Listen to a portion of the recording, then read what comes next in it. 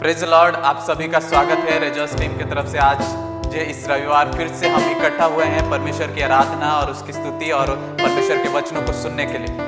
आइए ये आराधना में जाने से पहले एक भजन संहिता उसके 134वें अध्याय से पढ़े। हे यहोवा के सब सेवकों सुनो, तुम जो रात रात को यहोवा के भवन में खड़े रहते हो, यहोवा को धन्य कहो। अपने हाथ पर पवित्र स्थान में उठाकर यहोवा को धन्य कहो। यहोवा जो आकाश और पृथ्वी का करता है, वह सियोन में से तुझे आशीष देवे। Praise the Lord. परमेश्वर का वायदा है कि जब हम उसका धन्यवाद करते हैं, उसकी आराधना करते हैं, तो परमेश्वर हमें जरूर आशीष देता है। आइए आराधना में जाते हैं और परमेश्वर को धन्यवाद करते हैं इस सारे दिनों के लिए, हमारे हर एक जीवन में किए हुए उपकारों के लिए। Praise the lord. धन्यवाद प्रभु जी।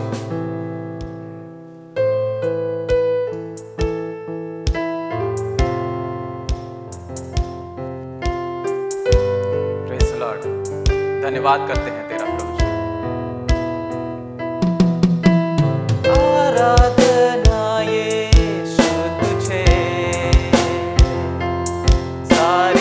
आराधना यीशु तुझे, आराधना यीशु तुझे, सारी आराधना यीशु तुझे। तू जो कह दे मैं करूँगा, तेरे राहों पर मैं चलूँगा, तेरे चरणों मेरे प्यारे यीशुवे। तू जो कह दे मैं करूँगा, तेरे राहों पर मैं चलूँगा, तेरे चरणों में ही रहूँगा, मेरे प्यारे यीशुवे। आराधना यीशु तुझे, सारी आराधना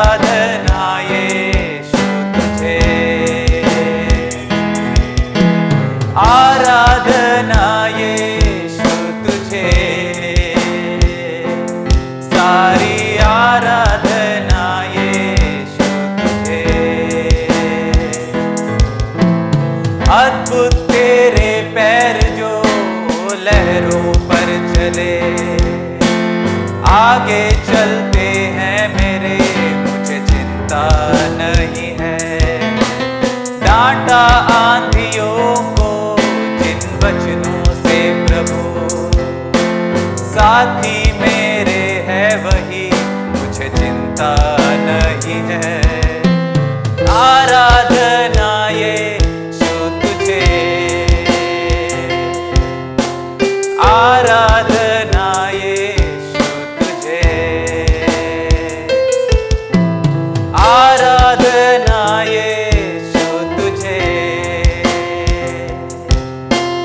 आराधना यीशु तुझे, आराधना यीशु तुझे, आराधना यीशु तुझे। Praise the lord. धन्यवाद प्रभु जी हमें इकट्ठा करने के लिए, हमें प्रभु जी तेरे आशीष से परिपूर्ण करने के लिए। और प्रभु जी उस दिन तू पानी पर चला, तूने आंधियों को डांटा और परमेश्वर आंधी ने तेरी बात सुनकर वो थम गए। तुझ जैसा परमेश्वर और कोई नहीं प्रभु जी। तू ही एक सच्चा परमेश्वर है जो हमारे साथ रहता है। जिन वचनों ने प्रभु जी लोगों को जीवन दिया है, वही वचन, वही परमेश्वर, वही आत्मा हमारे साथ आज है। इसलिए धन्यवाद करते हैं तेरा, धन्यवाद करते हैं प्रभु जी। तेरी स्तुति, तेरी आराधना करते हैं। ये सैया, ये सैया, नीविल्ला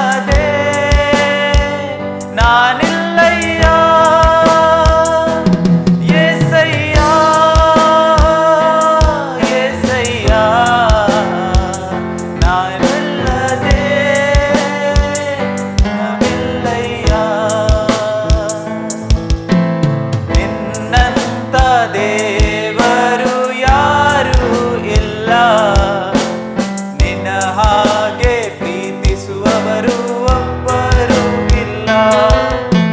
ನಿನ್ನಂತ ದೇವರು ಯಾರು ಇಲ್ಲ, ನಿನ್ನ ಹಾಗೆ ಪ್ರೀತಿಸುವವರು ಒಬ್ಬರು ಇಲ್ಲ. యేసయ్య యేసయ్య ನೀವಿಲ್ಲದೆ ನಾನಿಲ್ಲಯ್ಯ. యేసయ్య యేసయ్య ನೀವಿಲ್ಲದೆ ನಾನಿಲ್ಲಯ್ಯ. ಪಾಪದ ಮರಣದಲ್ಲಿ ಇದ್ದಂತ ನನ್ನ ಪ್ರೀತಿ ಮಾಡಿ ಪ್ರಾಣ ಕೊಟ್ಟು ಬದುಕಿಸಿದೆ ದೇವಾ. ಪಾಪದ ಮರಣದಲ್ಲಿ ಇದ್ದಂತ ನನ್ನ ಪ್ರೀತಿ ಮಾಡಿ ಪ್ರಾಣ ಕೊಟ್ಟು ಬದುಕಿಸಿದೆ ದೇವಾ. ನಿನ್ನ ಕೃಪೆ ಶಾಶ್ವತ ಎಂದೆಂದು ದೇವಾ, ನಿನ್ನ ಕೃಪೆ ಶಾಶ್ವತ ಎಂದೆಂದು ದೇವಾ. ನಿನ್ನ ಪ್ರೀತಿಯಿಂದ ನಾನು ಜೀವಿಸುವೆ ದೇವಾ, ನಿನ್ನ ಪ್ರೀತಿಯಿಂದ ನಾನು ಜೀವಿಸುವೆ ದೇವಾ. యేసయ్య యేసయ్య ನೀವಿಲ್ಲದೆ ನಾನಿಲ್ಲಯ್ಯ. యేసయ్య యేసయ్య ನೀವಿಲ್ಲದೆ ನಾನಿಲ್ಲಯ್ಯ. ಕಷ್ಟಗಳಲ್ಲಿ ದುಃಖಗಳಲ್ಲಿ ಜೊತೆಯಾಗಿರುವವನು, ರೋಗದಲ್ಲಿ ಸಂಕಟದಲ್ಲಿ ಬಲವ ಕೊಡುವವನು. ಕಷ್ಟಗಳಲ್ಲಿ ದುಃಖಗಳಲ್ಲಿ ಜೊತೆಯಾಗಿರುವವನು, ರೋಗದಲ್ಲಿ ಸಂಕಟದಲ್ಲಿ ಬಲವ ಕೊಡುವವನು. ಕೊರತೆಗಳನ್ನು ನೀಗಿಸುವವನು ನೀನೇ యేసయ్య, ಕೊರತೆಗಳನ್ನು ನೀಗಿಸುವವನು ನೀನೇ యేసయ్య. ಸೋಲುಗಳಲ್ಲಿ ಜಯವನ್ನು ಕೊಡುವ ದೇವ ನೀನಯ್ಯ, ಸೋಲುಗಳಲ್ಲಿ ಜಯವನ್ನು ಕೊಡುವ ದೇವ ನೀನಯ್ಯ. ಓ యేసయ్య యేసయ్య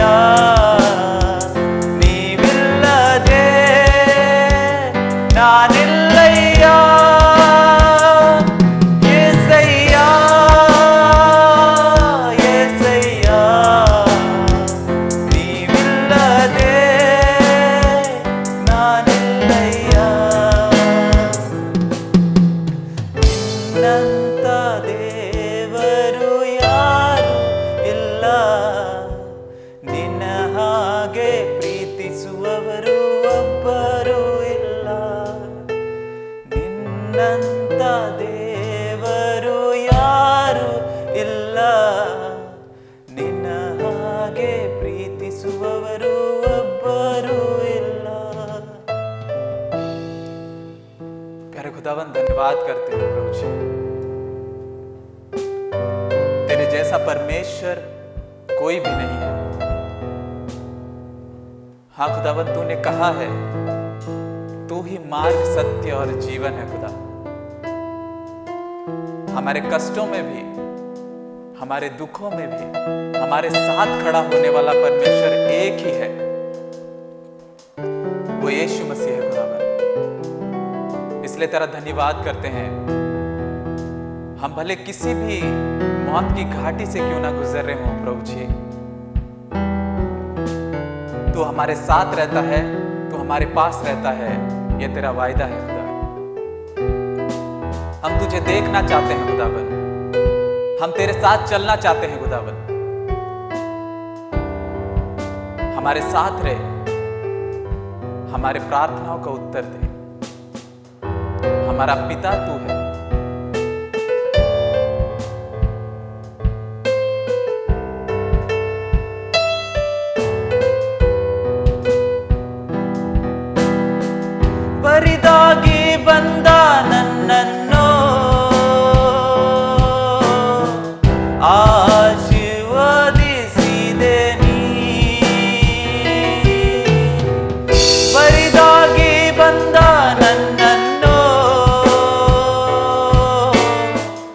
ಆಶೀರ್ವದಿಸಿದೆ ನೀ.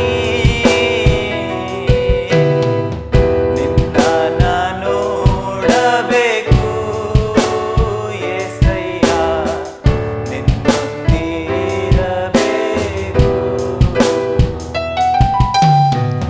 ನಿನ್ನ ನೋಡಬೇಕು యేసయ్య, ನಿನ್ನೊಂದಿರಬೇಕು.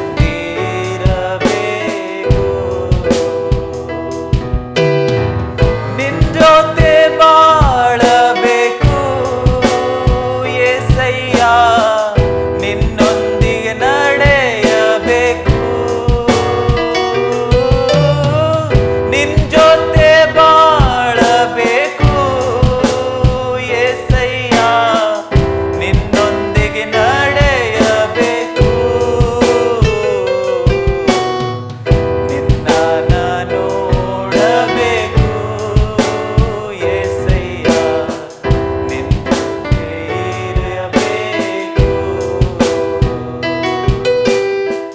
ನಿನ್ನ ನೋಡಬೇಕು యేసయ్య, ನಿನ್ನೊಂದಿರಬೇಕು.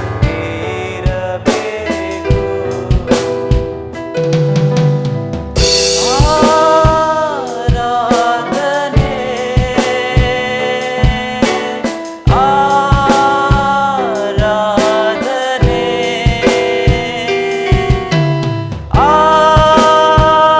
ಆರಾಧನೆ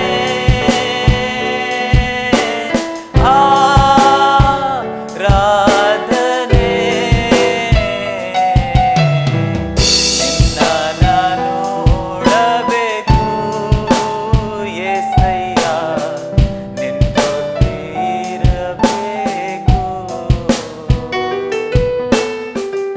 प्रेज़ द लॉर्ड। धन्यवाद प्रभु जी, तेरी स्तुति तेरी आराधना हमारे जीवनों के द्वारा हो सके। हम जो एकजुट हैं, एक परिवार है खुदावन, हम तेरे पास आते हैं क्योंकि तूने हमें अधिकार दिया है, हम तेरे संतान हैं खुदा, इसलिए हम तेरे पास आते हैं खुदावन। तेरी आशीष को हम मांगते हैं और प्रभु जी हम चाहते हैं कि तू हमारे मध्य में रहे। जो कोई लोग प्रभु जी हमें प्रभु जी हमारे साथ आराधना में सहयोग कर रहे हैं प्रभु जी, सभी के जीवनों में, सभी के घरों में, सभी के परिवारों में परमेश्वर तेरी आशीष को उमेड़ दे। तेरी आशीष हर किसी के ऊपर एक समान छा सके खुदा, ताकि हर कोई ये पर अपने जीवन में हानि को नहीं पर भलाई को पा सके, तेरे साथ रह सके। ये पूरी आराधना हम प्रभु जी तेरे सन्मुख रखते हैं और विश्वास करते हैं आराधना के द्वारा परमेश्वर तेरा नाम ही ऊंचा उठने पाया है। और प्रभु जी तू ही प्रभु जी महान और महिमामय है। यह आराधना यीशु मसीह के नाम पर मांगते हैं, आमीन। ದೇವರ ನಾಮಕ್ಕೆ ಸ್ತೋತ್ರವಾಗಲಿ ಸಹೋದರ ಸಹೋದರಿಯರೇ. और भाई परमेश्वर के नाम को महिमामय हो भाइयों और बहनों। ಈ ಒಂದು ಬೆಳಗಿನ ಜಾವದಲ್ಲಿ ನಾವು ಒಂದು ಒಳ್ಳೆಯ ಆರಾಧನೆಯನ್ನ ನಾವು ಕಂಡಿವಿ. और आज की सुबह आज हमने बहुत ही अच्छी एक आराधना में सहयोग किया है। ಈ ಆರಾಧನೆ ಮೂಲಕ ಮತ್ತು ಈ ವಾಕ್ಯದ ಮೂಲಕ ದೇವರ ನಾಮ ಮಾತ್ರವೇ ಮಹಿಮೆ ಹೊಂದಲಿ. और इस वाक्य वचन के द्वारा और आराधना के द्वारा परमेश्वर का नाम ही महिमा पाने पाए। ಇವತ್ತಿನ ಒಂದು ವಾಕ್ಯವನ್ನು ನಾವು ನೋಡುವ ರೀತಿಯಲ್ಲಿ और आज की जो वचन की ओर अगर हम चलें तो ಇವತ್ತು ಒಂದು ವಾಕ್ಯವನ್ನು ನಾವು ಒಬ್ಬ ವ್ಯಕ್ತಿಯ ವಿಶ್ವಾಸವು ಆ ವ್ಯಕ್ತಿಯ ಗುಣಗಳು ಹೇಗಿದ್ದವು ಎಂಬುದನ್ನು ನಾವು ತಿಳಿದುಕೊಳ್ಳೋಣ. और आज एक व्यक्ति के विश्वास और उसके गुण कैसे हैं उसके बारे में आइए देखते हैं। ಈತನು ಶಿಷ್ಯರಲ್ಲಿ ಮೊದಲನೆಯದಾಗಿ ಮೊದಲು ಕೆಲವು ಶಿಷ್ಯರಲ್ಲಿ ಕರೆಯಲ್ಪಟ್ಟ ಒಬ್ಬ ಯೇಸು ಕ್ರಿಸ್ತನ ಶಿಷ್ಯನು. और जितने भी यीशु मसीह के 12 चेले थे उनमें से सबसे पहला बुलाया गया हुआ चेला यही था। ಮತ್ತೆ ಈ ಒಂದು ವ್ಯಕ್ತಿಯ ಬಗ್ಗೆ ನಾವು ನೋಡುವುದಾದರೆ ಜಾಸ್ತಿ ಆತರ ಉಳ್ಳಂತ ಗುಣವುಳ್ಳವನು.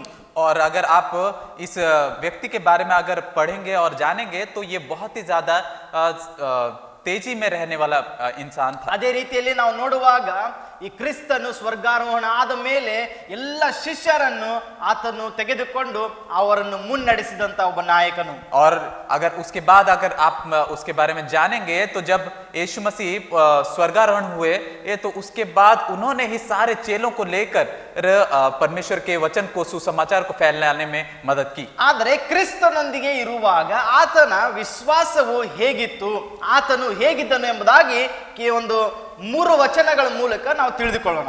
और जब वो यीशु मसीह में थे तो वो उनका विश्वास कैसा था और वो कैसा उनका चलन कैसा था, आइए इन 3 वचनों के द्वारा जानते हैं. ಮತ್ತು ಈ ವಚನಗಳಿಂದ ನಾವು ಕಲಿಯಬೇಕಾದಂತ ವಿಷಯಗಳು ಸುಮಾರು ವಿಷಯಗಳಿವೆ. और जब ये 3 वचन जब हम पढ़ते हैं तो इनमें बहुत सारी चीजें हैं जो हम जान सकते हैं और सीख सकते हैं. ನಿಮ್ಮೆಲ್ಲರಿಗೂ ಗೊತ್ತಾಗಿರಬಹುದು ಯಾವ ವ್ಯಕ್ತಿಯ ಬಗ್ಗೆ ಮಾತನಾಡುತ್ತೇನೆ ಎಂಬುದಾಗಿ. ಈತನು ಬಂಡೆ ಎಂದು ಕರೆಸಿಕೊಂಡ ವ್ಯಕ್ತಿ ಕೂಡ ಹೌದು. आप सभी को ये पता होगा कि मैं किस व्यक्ति के बारे में बात कर रहा हूं. वो यह इसके नाम का अर्थ है पत्थर, जिसका नाम है पत्रस. ಇದನ್ನು ನಾವು ನೋಡುತ್ತೇವೆ ಮತ್ತಾಯನು ಬರೆದ ಸುವಾರ್ತೆ 14ನೇ ಅಧ್ಯಾಯ 28 ರಿಂದ 33 ವರೆಗೆ. Matthew 14 chapter 14 28 to 38 verse. और मत्ती का किताब उसका 14वां अध्याय 28 से लेकर 33वां पद तक हम पढ़ेंगे. ಇವರು ಬೇರೆ ಯಾರು ಅಲ್ಲ, ಯೇಸು ಕ್ರಿಸ್ತನ ಪ್ರಿಯ ಶಿಷ್ಯನಾದ ಅಪೊಸ್ತಲನಾದ ಪೇತ್ರನು. और ये और कोई नहीं, यीशु मसीह का पहला बुलाया हुआ चेला पत्रस है. ಈ ಒಂದು ಪೇತ್ರನ ಬಗ್ಗೆ ನಾವು ಈ ಒಂದು ಘಟನೆಯನ್ನು ನೋಡುವಾಗ और पत्रस के बारे में जब ये घटना को हम देखते हैं, ಇಲ್ಲಿ ನಾವು ವಿಶ್ವಾಸದ ಕುರಿತಾಗಿ ನಾವು ಇಲ್ಲಿ ಧ್ಯಾನಿಸುತ್ತೇವೆ. और यहाँ पे हम विश्वास के विषय में हम ध्यान करते हैं. ಮತ್ತು ವಿಶೇಷವಾಗಿ ನಮ್ಮ ಕ್ರೈಸ್ತತ್ವದ ಜೀವಿತವು ಹೇಗಿರಬೇಕು, ನಮ್ಮ ನಡತೆ ಹೇಗೆ ಇರಬೇಕೆಂಬುದಾಗಿ ನಾವು ನೋಡೋದಾದ್ರೆ ಈ ಘಟನೆ ಮೂಲಕವಾಗಿ ನಾವು ಅರಿತುಕೊಳ್ಳೋಣ. और जब हमारे ईसाई के जीवन में हमारा चलन कैसा है और हमारा जीवन कैसा है, इस घटना के द्वारा आइए देखते हैं. ಈ ಒಂದು ವಾಕ್ಯಗಳಲ್ಲಿ ನಾವು ನೋಡುವಾಗ ವಿಸ್ತಾರವಾಗಿ ನೀವು ಓದ್ಕೊಳ್ಬಹುದು. ನಾವು ವಾಕ್ಯದಲ್ಲಿ ನೋಡುವಾಗ ಸಮುದ್ರದ ಮೇಲೆ ರಾತ್ರಿ ಹೊತ್ತು ಯೇಸು ಸ್ವಾಮಿ ನಡೆದುಕೊಂಡು ಬರುತ್ತಿರುವಾಗ, आपके पास अगर बाइबल है तो आप पढ़ सकते हैं. जब यहाँ पे हम देखते हैं कि समंदर में जब नाव चल रही होती है तो यीशु मसीह समंदर के ऊपर चल के आ रहे हैं. ಆಗ ಆತನ ಶಿಷ್ಯರು ಆ ಒಂದು ನೀರಿನ ಮೇಲೆ ಯೇಸು ಕ್ರಿಸ್ತನು ಬರುವುದನ್ನು ನೋಡಿ ದೂರಿನಿಂದಲೇ ಆ ದೇವ್ ಬರ್ತಾ ಇದೆ, ಆ ಭೂತ ಬರ್ತಾ ಇದೆ ಎಂಬುದಾಗಿ ಹೆದರಿಕೊಳ್ಳುವಾಗ, और जब शिष्य जो नाव पर थे बीच समंदर में यीशु मसीह को पानी पर चलते देख कर सोच डर गए कि वो भूत हैं कहीं. ಆ ದೇವರು ಹೇಳಿದರು, ಹೆದರಬೇಡಿರಿ, ಇದು ನಾನೇ ಎಂಬುದಾಗಿ. और यीशु मसीह कहते हैं कि डरो मत, ये मैं ही हूं. ಆಗ ಪೇತ್ರನು ಯೇಸು ಕ್ರಿಸ್ತನನ್ನು ನೋಡಿ, ಸ್ವಾಮಿ ಇದು ನಿಜವಾಗಿಯೂ ನೀನಾದ್ರೆ ನಾನು ಆ ನೀರಿನ ಮೇಲೆ ನಡೆದುಕೊಂಡು ಬರುವುದಕ್ಕೆ ಅಪ್ಪಣೆ ಕೊಡು ಎಂದಾಗಿ ಹೇಳ್ತಾನೆ. और वहां पे पत्रस कहता है पहली बार कि अगर परमेश्वर ये तू ही है तो मुझे आज्ञा दे कि मैं इस पानी पर चलूं. ಈ ಒಂದು ಘಟನೆಯ ನಡೆಯುವ ವೇಳೆಯಲ್ಲಿ ಆತನು ಯಾರನ್ನು ನೋಡಿದನು? ಈ ಒಂದು ಬಿರುಗಾಳಿಯನ್ನು ನೋಡಲಿಲ್ಲ, ಆ ನೀರನ್ನು ನೋಡಲಿಲ್ಲ, ಅದರ ಆಳ ಎಷ್ಟಿದೆ ಎಂಬುದಾಗಿ ನೋಡಲಿಲ್ಲ.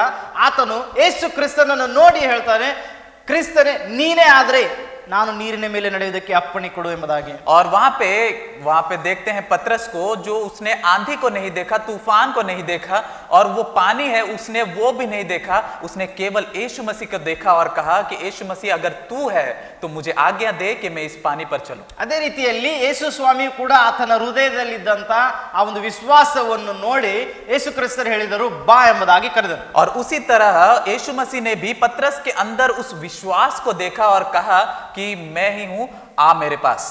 ಯೇಸು ಕ್ರಿಸ್ತನಿಗೆ ಚೆನ್ನಾಗಿ ಗೊತ್ತಿತ್ತು ಪೇತ್ರನ ಗುಣಗಳು ಹೇಗೆ ಎಂಬುದಾಗಿ. और यीशु मसीह को बहुत ही अच्छे से ये मालूम था कि पत्रस के गुण कैसे थे. ಯಾಕೆಂದ್ರೆ ನಾವು ನೋಡುತ್ತೇವೆ, ಪ್ರಭು ಭೋಜನ ರಾತ್ರಿಯ ಒಂದು ಕೊನೆಯ ರಾತ್ರಿ ಎಂದು ಕುಳಿತುಕೊಳ್ಳಿ ಪೇತ್ರನ್ ಹೇಳ್ತಾನೆ, ದೇವರೇ ಎಲ್ಲರೂ ಬಿಟ್ಟು ಹೋದ್ರು, ಸ್ವಾಮಿ ನಾನು ನಿನ್ನ ಬಿಟ್ಟು ಹೋಗುವುದಿಲ್ಲ ಎಂಬುದಾಗಿ. और जब प्रभु भोज के टाइम उस वक्त जब पत्रस यीशु मसीह के बगल में बैठा होता है और कहता है, यीशु मसीह अगर सभी तुझे छोड़कर चले जाएं तो मैं तुझे नहीं छोड़ूंगा.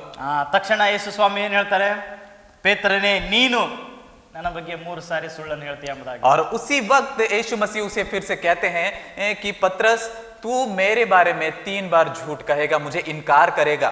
ಇದೇ ರೀತಿಯಲ್ಲಿ ನಾವು ನೋಡ್ತೇವೆ ಪೇತ್ರನ ಗುಣವು ಬಹಳ ಆತುರ ಉಳ್ಳವನಾಗಿ ಹಿಂದೆ ಮುಂದೆ ಏನು ಯೋಚನೆ ಮಾಡದೆ ಮಾತನಾಡುವಂತ ವ್ಯಕ್ತಿಯು ಆದರೆ ಒಳ್ಳೆ ಒಂದು ಗಟ್ಟಿ ಮನಸ್ಸುಳ್ಳವನಾಗಿದ್ದನು. और पतरस जो है उसका अगर गुण के बारे में देखें तो वो इधर उधर नहीं देता, झटपट कोई भी बात हो तो पहले खड़े होने वाला वैसा एक व्यक्ति है.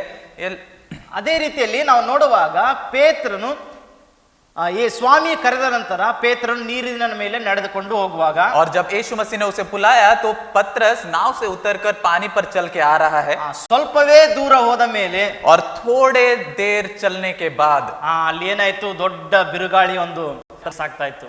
और उसके बाद वो देखता है कि एक बहुत बड़ी आंधी उसके तरफ आ रही है. ಆ ಒಂದು ಯೇಸು ಕ್ರಿಸ್ತನನ್ನು ಬಿಟ್ಟು ದೇವರನ್ನು ಬಿಟ್ಟು ಆತನು ಆ ಬಿರುಗಾಳಿಗೆ ತನ್ನ ಮನಸ್ಸನ್ನು ಕೊಟ್ಟನು ಎಂಬುದಾಗಿ. और जब यीशु वो आंधी आती है तो वो यीशु मसीह को छोड़कर उसका ध्यान पूरा आंधी की ओर जाता है. 30ನೇ ವಚನದಲ್ಲಿ ನಾವು ಓದುತ್ತೇವೆ, ಆತನು ಹೀಗೆ ಕೂಗಿಕೊಂಡನು, ಆ ಕ್ಷಣವೇ ಭಯಪಟ್ಟು ಮುಳುಗುತ್ತಾ ಸ್ವಾಮಿ ನನ್ನನ್ನು ಕಾಪಾಡು ಎಂದು ಕೂಗಿಕೊಂಡನು ಎಂಬುದು ಬರೆಯಲ್ಪಟ್ಟಿದೆ. और 30वें पद में ऐसा लिखा है कि पर हवा को देखकर डर गया और जब डूबने लगा तो चिल्लाकर कहा, हे प्रभु मुझे बचा.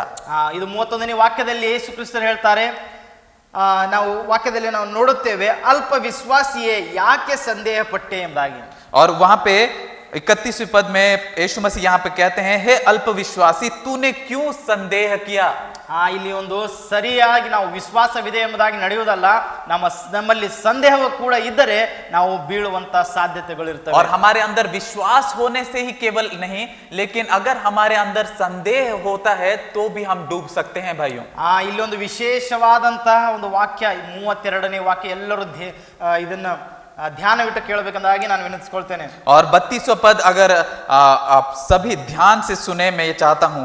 ಈ 32ನೇ ವಾಕ್ಯದಲ್ಲಿ ನಾವು ನೋಡುವಾಗ ತರುವಾಯ ಅವರು ದೋಣಿಯನ್ನು ಹತ್ತಿದ ಮೇಲೆ ಗಾಳಿ ನಿಂತು ಹೋಯಿತು ಎಂಬುದಾಗಿ ನೋಡುತ್ತೇವೆ. और जब 32वें पद में हम पढ़ते हैं तो जब यीशु मसीह उस नाव पर चढ़ते हैं तो सारी की सारी आंधी शांत हो जाती है. ಇಲ್ಲಿ ನಾವು ನೋಡ್ತೇವೆ, ಅವರ ತರುವಾಯ ಆ ಒಂದು ಹಡಗನ್ನು ಹತ್ತಿದ ಮೇಲೆ, ಆ ದೋಣಿಯನ್ನು ಹತ್ತಿದ ಮೇಲೆ ಆ ಒಂದು ಬಿರುಗಾಳಿಯು ಅಲ್ಲಿ ಶಾಂತವಾಗಿ और यहाँ पे देखते हैं कि जितने भी आंधी, इतनी सारी आंधी जो चल रही थी समंदर पे, जैसे ही यीशु मसीह उस नाव पर चढ़ते हैं तो सारी की सारी आंधी शांत हो जाती है. ನನ್ನ ಪ್ರಿಯ ಸಹೋದರ ಸಹೋದರಿಯರೇ, ಇದು ಒಂದು ಪೇತ್ರನ ವಿಶ್ವಾಸವನ್ನ ಪರೀಕ್ಷಿಸಿಕೊಳ್ಳುವುದಕ್ಕಾಗಿ ಕೂಡ ಈ ಒಂದು ಸ್ಥಿತಿಯನ್ನ ದೇವರು ತಂದಿರಬಹುದು. और हो सकता है कि ये जो पतरस के विश्वास को परखने के लिए यीशु मसीह वहां पे ये एक परिस्थिति को रखे हों. ಅಥವಾ ತನ್ನ ಶಿಷ್ಯರನ್ನ ಪರೀಕ್ಷಿಸುವುದಕ್ಕೋಸ್ಕರವೂ ಕೂಡ ಇದಾಗಿರಬಹುದು. और हो सकता है कि उनके चेलों को परीक्षा में डालने के लिए भी ये स्थिति बनाई गई हो. ಅವರ ಎಲ್ಲ ಶಿಷ್ಯರಲ್ಲಿ ಎಲ್ಲರೂ ಸುಮ್ಮನಿದ್ರು, ಆದ್ರೆ ಪೇತ್ರನು ಹೇಳಿದನು, ಸ್ವಾಮಿ ನೀನೇ ಆಗಿದ್ರೆ ನಾನು ಅಲ್ಲಿ ಬರ್ಲಿಕ್ಕೆ ನಿನ್ನ ಅಪ್ಪಣೆ ಕೊಡು. और जब सारे के सारे चेले शांत थे, डरे हुए थे, तब पहली बार पतरस ही है जो पहले उठकर कहता है कि अगर स्वामी अगर तू ही है तो मुझे आज्ञा दे कि मैं वहां पे आऊं. ಪ್ರಿಯ ಸಹೋದರ ಸಹೋದರಿಯರೇ, ಇದೊಂದು ಒಳ್ಳೆಯ ಪಾಠವು, ಈ ಒಂದು ಒಳ್ಳೆಯ ಒಂದು ವಾಕ್ಯಗಳಿಂದ ನಾವು ಕಲಿಯುವುದೇನೆಂದರೆ, और ये जो वचन है प्यारे भाई और बहनों, इससे हम क्या सीखते हैं. ನಮ್ಮಲ್ಲಿ ವಿಶ್ವಾಸವು ಪರಿಪೂರ್ಣತೆಯಲ್ಲಿರಬೇಕೆಂಬುದಾಗಿ. और हमारे अंदर जो विश्वास है वो पूरी तरह से परिपूर्ण होना चाहिए. ಆ ದೇವರನ್ನು ವಿಶ್ವಾಸವಲ್ಲದೆ ಯಾರು ಪ್ರಸನ್ನಿಸಲು ಸಾಧ್ಯವಿಲ್ಲ ಎಂಬುದಾಗಿ ವಾಕ್ಯದಲ್ಲಿ ಓದುತ್ತೇವೆ. और परमेश्वर के वचन में ऐसा भी लिखा हुआ हम पढ़ते हैं कि जब तक विश्वास ना हो तो परमेश्वर को हम प्रसन्न नहीं कर सकते. ಆ ವಿಶ್ವಾಸದ ಬಗ್ಗೆ ನಾವು ನೋಡುವುದಾದರೆ ಇದು ದೊಡ್ಡ ಒಂದು ಹಲವು ಅಧ್ಯಾಯಗಳಲ್ಲಿ, ಹಲವು ವಚನಗಳಲ್ಲಿ ನಾವು ವಿಶ್ವಾಸದ ಬಗ್ಗೆ ನೋಡುತ್ತೇವೆ. और बहुत सारे ऐसे वचनों में हम देखते हैं किस तरह विश्वास के बारे में कही गई है. ಆ ಯೇಸು ಕ್ರಿಸ್ತರೇ ಗುಣಪಡಿಸುವ ಮೊದಲು ನೀನು ಇದನ್ನು ನಂಬುತ್ತೀಯೋ, ನಾನು ಮಾಡಲು ಶಕ್ತನೆಂಬುದಾಗಿ ನಿನ್ನಲ್ಲಿ ವಿಶ್ವಾಸವಿದೆಯೋ ಎಂಬುದಾಗಿ ಸುಮಾರು ಸಾರಿ ಹೇಳಿದ್ದನ್ನ ನಾವು ಈ ಬೈಬಲ್ ನಲ್ಲಿ ಓದ್ತೇವೆ. और बाद में हम बहुत जगह ये भी देखते हैं, जब भी यीशु मसीह कोई चंगाई को करने जाते हैं तो ये पूछते हैं कि क्या तुम विश्वास करते हो कि मैं ये कर सकता हूं. ಅದೇ ರೀತಿಯಲ್ಲಿ ನಾವು ಒಂದು ಕಡೆ ನಾವು ನೋಡುವಾಗ ಬೈಬಲ್ನಲ್ಲಿ ಯೇಸು ಕ್ರಿಸ್ತರು ಅವರೇ ಸ್ವಂತವಾದ ಒಂದು ಸ್ಥಳಕ್ಕೆ ಹೋದಾಗ ಅಲ್ಲಿರುವ ಜನರಲ್ಲಿ ಅಲ್ಪ ವಿಶ್ವಾಸವನ್ನು, ಆ ವಿಶ್ವಾಸವೇ ಇಲ್ಲದೆ ಇರುವುದನ್ನು ನೋಡಿ ಆಶ್ಚರ್ಯಗೊಂಡರು ಎಂಬುದಾಗಿ ನಾವು ನೋಡ್ತೇವೆ. और जब यीशु मसीह एक ऐसे जगह पे गए थे जहां पे ये बहुत सारे लोग थे और उनके अल्प विश्वास को देखकर और उनके विश्वासों को देखकर यीशु मसीह चकित हुए थे. ಆ ಒಂದು ಈ ಒಂದು ವಾಕ್ಯದ ಮೂಲಕ ನಮ್ಮ ಜೀವಿತದಲ್ಲಿ ಯೇಸು ಸ್ವಾಮಿ ಅಥವಾ ದೇವರು ಕೆಲವು ಬಿರುಗಾಳಿಗಳು ನಮ್ಮ ಜೀವಿತದಲ್ಲಿ ಬರುವುದಕ್ಕೆ ಅವರು ಅವಕಾಶ ಕೊಡ್ತಾರೆ.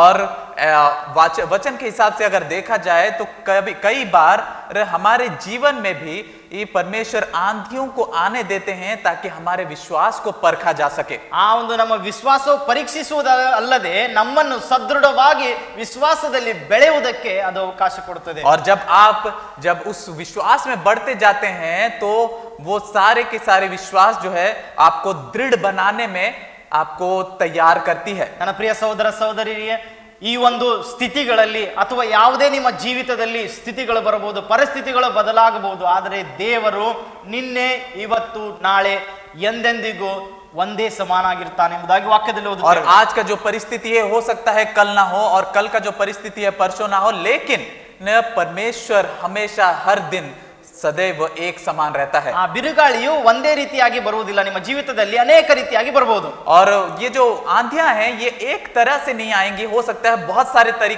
तरह से ये ಇದು आ सके ರೋಗದ आपके जीवन में, ಮೂಲಕವಾಗಿ ಬರಬಹುದು, और रोगों के द्वारा आ सकते हैं। ಇದು ಬೇರೆ ಒಂದು ಜನರ ಮೂಲಕವಾಗಿ, ನಿಮ್ಮ ಮಿತ್ರರ ಮೂಲಕವಾಗಿ, ಯಾವುದೇ ಒಂದು ನಿಮಗೆ ದುಃಖಿಸುವಂತ ಒಂದು ಮಾತುಗಳನ್ನು ಆಡುವುದರ ಮೂಲಕವಾಗಿ ಬರಬಹುದು, और बहुत सारे आपके जो स्नेह करने वाले हैं और आपके दोस्त हैं उनके द्वारा कड़वे बातों के द्वारा भी आ सकते हैं। ಇದು ಯಾವುದೇ ರೀತಿಯಲ್ಲಿ ನಿಮ್ಮ ಒಂದು ಕುಟುಂಬ ಸಮಸ್ಯೆ ಆಗಲಿ, ನೀವು ಯಾವುದೇ ರೀತಿಯಾದ ಒಂದು ಬಿರುಗಾಳಿಯು ನಿಮ್ಮ ಜೀವಿತದಲ್ಲಿ ಬರಬಹುದು, और आपके पारिवारिक जीवन में हो सके या फिर आपके निजी जीवन में क्यों ना हो सके, ये ऐसे आंधियां आती ही रहेंगी। ಆದರೆ ಇದು ಮುಖ್ಯವಾದ ವಿಷಯವೇನೆಂದ್ರೆ, ಆ ಬಿರುಗಾಳಿಯನ್ನ ನೀನು ಹೇಗೆ ಎದುರು ನೋಡ್ತೀಯ, ಆ ಬಿರುಗಾಳಿಯ ಸಮಯದಲ್ಲಿ ನಿನ್ನ ಒಂದು ನೋಟವು ಎಲ್ಲಿ ಇರುತ್ತದೆ ಎಂಬುದಾಗಿ। और उस समय में, उस आंधी के समय में आपके आंख कहां होते हैं और आपका ध्यान कहां होता है, ये बहुत जरूरी है। ನಿನ್ನ ನೋಟವು ಆ ಪರಲೋಕದಲ್ಲಿ ಆಸನಾಗಿರುವಂತ ನಮ್ಮ ಕರ್ತನ ಮೇಲೆ ಇರ್ತದ, ಆತನಲ್ಲಿ ಇಟ್ಟಿರುವಂತ ವಿಶ್ವಾಸವು ಇರುತ್ತದ, ಅಥವಾ ಆ ಒಂದು ಬಿರುಗಾಳಿಯನ್ನೇ ನೀನು ನೋಡುತ್ತಾ ನನ್ನಿಂದ ಏನಾಗೋದು, ನನ್ನ ಜೀವಿತದಲ್ಲಿ ಏನು ಬದಲಾವಣೆ ಆಗ್ತಾ ಇಲ್ಲ, ನನ್ನ ಜೀವಿತದಲ್ಲಿ ನನ್ನ ಜೀವನವೇ ಮುಗಿಯುತ್ತೆ ಎಂಬುದಾಗಿ ನೀನು ಇರುತ್ತೀಯ। और जब आपका जो ध्यान है, आपका जो देखना है वो परमेश्वर की ओर और स्वर्ग राज में दी गई जो विश्वास है उसके प्रति जाता है, या फिर इस जगत के सारे लोगों के प्रति या फिर आंधियों के प्रति जाता है, ये ध्यान देना है। ನನ್ನ ಸಹೋದರ ಸಹೋದರಿಯರೇ, ದೇವರು ನಮ್ಮ ಜೊತೆ ವಾಗ್ದಾನ ಮಾಡಿದ್ದಾರೆ, ಈ ಲೋಕದ ಕಟ್ಟ ಕಡೆಯವರೆಗೂ ನಾನು ನಿಮ್ಮೊಂದಿಗಿರುತ್ತೇನೆ, ಹೆದರಬೇಡಿರಿ ಎಂಬುದಾಗಿ। और परमेश्वर अपने वचनों से ये वायदा भी करता है कि डरो मत, इस जगत के अंत तक मैं तुम्हारे साथ हूं। ಹೇಗೆ ಆ ದೇವರು ಯೇಸು ಕ್ರಿಸ್ತರು ತಮ್ಮ ಶಿಷ್ಯರೊಂದಿಗಿದ್ದರು, और जिस तरह यीशु मसीह अपने चेलों के साथ रहते थे, ಅದೇ ರೀತಿಯಾಗಿ ಯಾವಾಗಲೂ ದೇವರು ನಮ್ಮನ್ನು ನೋಡ್ತಾ ಇರ್ತಾರೆ, ನಮ್ಮ ಜೊತೆಗಿರ್ತಾರೆ।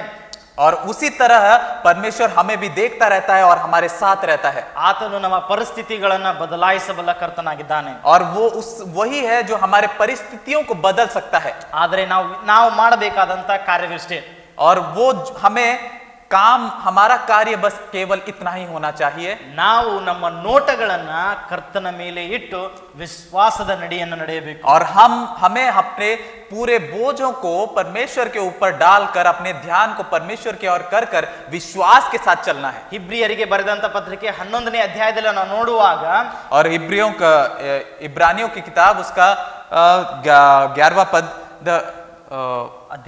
अध्याय में अगर देखते हैं, ಎಷ್ಟೋ ನಾವು ವಿಶ್ವಾಸದ ನಾಯಕರುಗಳನ್ನ ಅಲ್ಲಿ ಪೌಲನು ವಿಸ್ತಾರವಾಗಿ ಬರೆಯುವುದನ್ನು ನಾವು ನೋಡುತ್ತೇವೆ।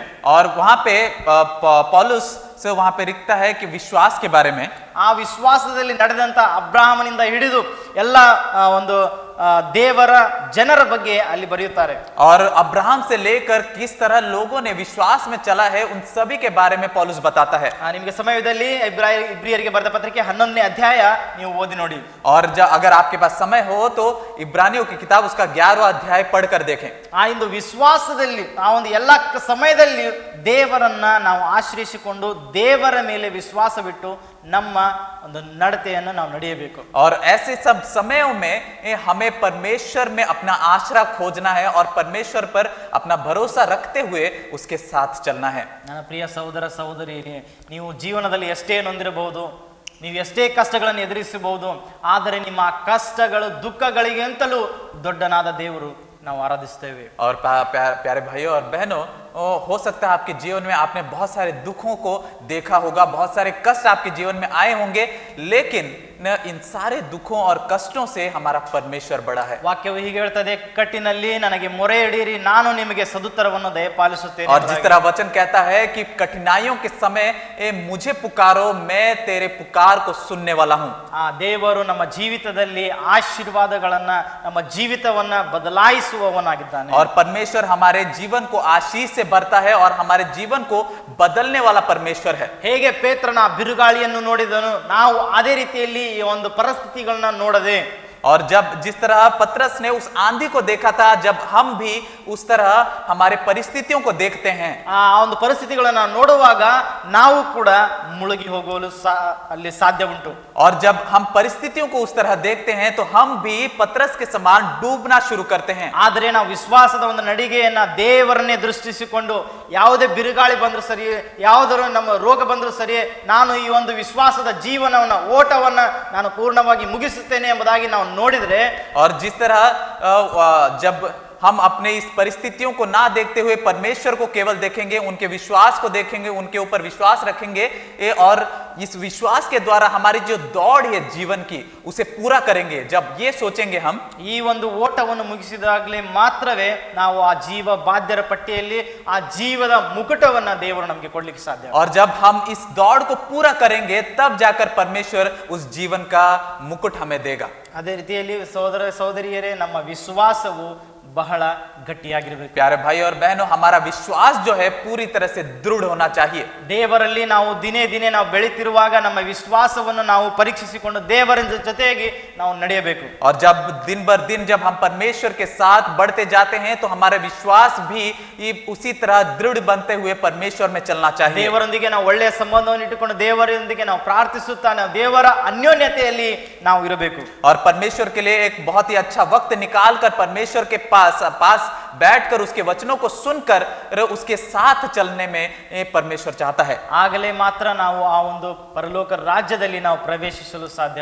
और जब ऐसा होता है तब हम परमेश्वर के राज्य में प्रवेश करने में हमें साध्य होती है। ಇಷ್ಟೇ ಒಂದು ಕೊನೆಯದಾಗಿ ನಾನು ಹೇಳಲಿಕ್ಕೆ ಇಷ್ಟಪಡ್ತೇನೆ, ನಮ್ಮ ವಿಶ್ವಾಸವು ಎಲ್ಲಿದೆ ಅದನ್ನು ನಾವು ಪರೀಕ್ಷಿಸಿಕೊಳ್ಳಬೇಕು. और ಮೊದಲನೇದಾಗಿ आखिर में ये कहना चाहूंगा कि हमारा विश्वास आज कहाँ है, ये हमें परीक्षा करना जरूरी है। ಅದೇ ರೀತಿಯಲ್ಲಿ ನಾವು ನೋಡುವಾಗ ಪೇತ್ರನ ಜೀವಿತವು, ದೇವರು ಯೇಸು ಸ್ವಾಮಿ ಈ ಲೋಕದಿಂದ ಸ್ವರ್ಗಾರೋಹಣವಾಗಿ ಸ್ವರ್ಗಕ್ಕೆ ಕಳಿಸಲ್ಪಟ್ಟ ಮೇಲೆ, और जब हम देखते हैं कि पतरस का जीवन, जब यीशु मसीह स्वर्गारोहण हो चुके थे, उसके बाद उसका जीवन कैसा था। ಅದೇ ರೀತಿಯಲ್ಲಿ ನಾವು ನೋಡುವಾಗ ಪ್ರೇರಿತರ ಕಾರ್ಯಗಳಲ್ಲಿ ನಾವು ನೋಡ್ತೇವೆ, ಅಪೊಸ್ತಲರ ಕೃತ್ಯಗಳಲ್ಲಿ ನೋಡುತ್ತೇವೆ, ಆತನು ತನ್ನ ಯೇಸು ಕ್ರಿಸ್ತನ ಎಲ್ಲ ಶಿಷ್ಯರನ್ನ ಆತನು ಒಗ್ಗೂಡಿಸಿ ಪ್ರಾರ್ಥನೆ ಮಾಡ್ತಿದ್ದಾನೆ. ಆತನು ದೇವರ ಎಲ್ಲ ಒಂದು ಶಿಷ್ಯರನ್ನ ಆತನು ಮುನ್ನಡೆಸಿದನು और ಎಂಬುದಾಗಿ हम पढ़ते हैं पत्र प्रेरितों के कामों में कि किस तरह पतरस ने बाकी सारे चेलों को इकट्ठा करके परमेश्वर के लिए कार्य करने के लिए उसने कदम उठा।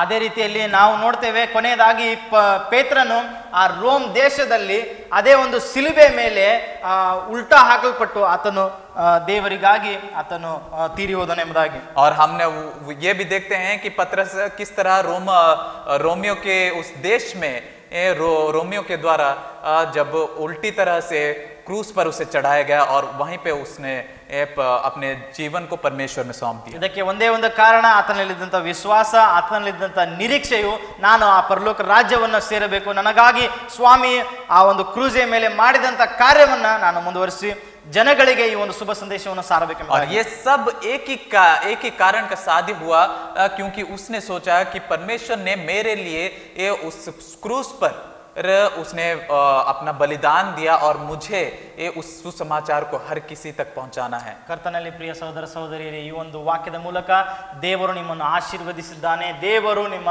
ಒಂದು ತಿಳುವಳಿಕೆಯನ್ನು ದೇವರು ಗುಣಮತ್ತಾಗಿ ಆತನು ಹೆಚ್ಚಿಸಲಿಕ್ಕಿದ್ದಾನೆ ಎಂಬುದಾಗಿ ನಾನು ಹೇಳಲು ಇಷ್ಟಪಡ್ತೇನೆ. और भाई और बहनों, मैं ये कहना चाहूंगा कि ये परमेश्वर ने आप इस वचन के द्वारा आपके जीवन में कहीं ना कहीं कार्य करने वाला है और आपको आशीष करने वाला है और आपको आपका विश्वास कहाँ है ये बताने वाला है। ಕೊನೆಯದಾಗಿ ನಾವು ಕಣ್ಣುಗಳನ್ನು ಮುಚ್ಚಿ ದೇವರಿಗೆ ನಾವು ಪ್ರಾರ್ಥಿಸೋಣ. आखिर में आइए आंखों को बंद करके परमेश्वर की ओर देखें। ಕರ್ತನಾದ ದೇವರೇ, ಯೇಸುವೆ, ನಿನ್ನ ನಾಮಕ್ಕೆ ಸ್ತೋತ್ರವಾಗಿ ಸ್ವಾಮಿ.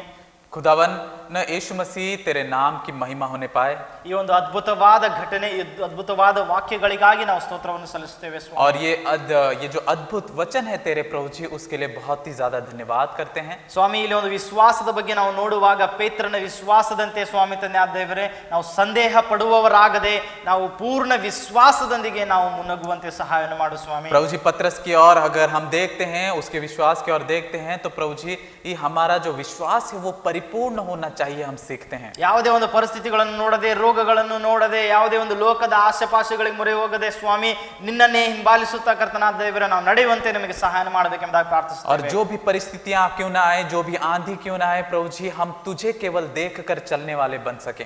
ಈ ಒಂದು ವಿಡಿಯೋ ನೋಡ್ತಾ ಇರುವಂತ ಪ್ರತಿಯೊಬ್ಬರಿಗೂ ಸ್ವಾಮಿ ನೀನು ಆಶೀರ್ವದಿಸಿ ಕರ್ತನಾದ ದೇವರು ಅವರ ಜೀವಿತದಲ್ಲಿ ಇರುವಂತ ಎಲ್ಲಾ ಮುಳ್ಳುಗಳನ್ನ, ಎಲ್ಲಾ ಒಂದು ಸಂಕಷ್ಟಗಳನ್ನ ನೀನು ತೆಗೆದು ಹಾಕಬೇಕೆಂಬುದಾಗಿ ನಾವು ವಿನಂತಿಸಿಕೊಳ್ಳುತ್ತೇವೆ ಸ್ವಾಮಿ. और प्रभु जी हम विनती करते हैं जो भी इन वीडियो को देखते हैं प्रभु जी, ये उनके जीवन में तेरी आशीष आने पाए प्रभु जी, उनके जीवन में चल रही हर एक परिस्थितियों में, हर एक कठिनाइयों में प्रभु जी छुटकारे को आने पाए.